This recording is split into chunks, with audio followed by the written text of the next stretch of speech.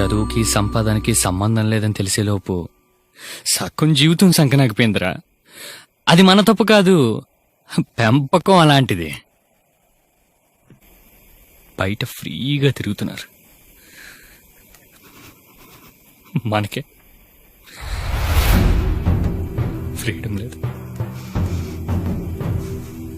మా జీవితం కొన్నిసార్లు పాస్ పోయటం కూడా పర్మిషన్ అడగాల్సి వస్తుందిరా. బా మనం ఏం చదువుకున్నాం రా? Sine theta, cos theta, tan theta కదా. మరి మనం చేసే పనేంట్రా? అసలు ఈ ఎడ్యుకేషన్ సిస్టమ్ ఏంటో, ఆ పెంపకం ఏంటో, ఎవడో రాసిన బుక్ చదివి ఎవడో పెట్టిన కంపెనీలో కొన్ని లక్షల ఉద్యోగాల మధ్యన ఒక చిన్న ఉద్యోగం తెచ్చుకోవటానికి 20 ఏళ్ళు చదవాలా? చిన్నప్పటి నుంచి కంపెనీ పెట్టమనే మైండ్ సెట్తో పెంచాలి గాని ఒకటి కింద పనిచేసే బానిస మైండ్ సెట్ తోటి పెంచుతారు ఎందుకురా? అసలు ఎలా చెప్తే అర్థం అవుతుందిరా? వాళ్ళలాగే పిల్లలు కూడా బానిస బతకాల. ఏమన్నా అంటే మన మిడిల్ క్లాసు, మన బతుకులింతే, వారానికి ఒకసారి చికెన్ తినాలి, పండగ వచ్చినప్పుడే కొత్త బట్టలు కొనుక్కోవాలి. ఛీ, ఇదో బతుకు.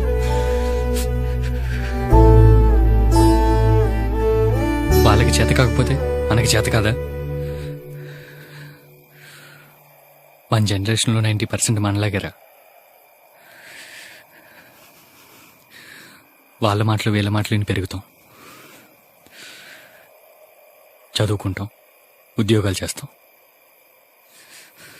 అవన్నీ ఎర్రిప్పు పుల్కాగాడి మాటలని తెలిసేలోపు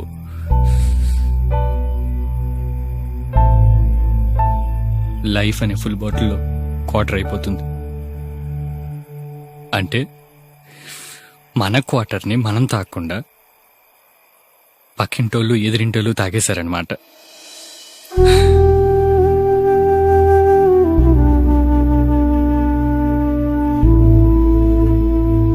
ఆ పెంపకం వల్ల ఇంకా ఎంతమంది రజనీకాంత్లు కండక్టర్ గానే ఆగిపోయారో, ఇంకా ఎంతమంది అంబానీలు పెట్రోల్ బంకులను మిగిలిపోయారో.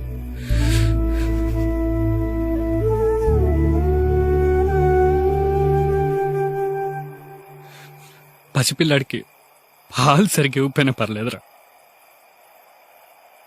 కానీ మాటలు నేర్పించేటప్పుడు బుజ్జి, చూడు చూడు, ఇది అమ్మ, ఇది నాన్న అనే పదాల కన్నా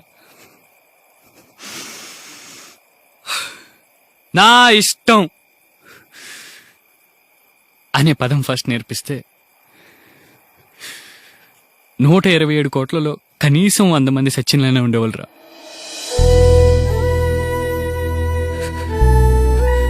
కానీ ఆ పదం ఎందుకు నేర్పిస్తారు? అమ్మా నాన్న ఇష్టం.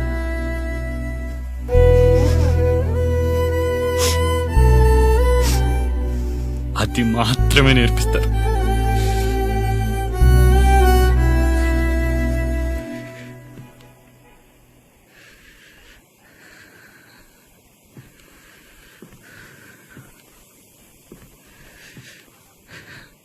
బిల్ గేట్స్ కి, స్టీవ్ జాబ్స్ కి సాఫ్ట్వేర్ అంటే ఇష్టం రా, అందుకే అలా రేంజ్లో ఉన్నారు. మరి మనకేమిష్టం? మన ఇష్టాన్ని అడిగేది ఎవరు, చెప్పినా వినేది ఎవరు?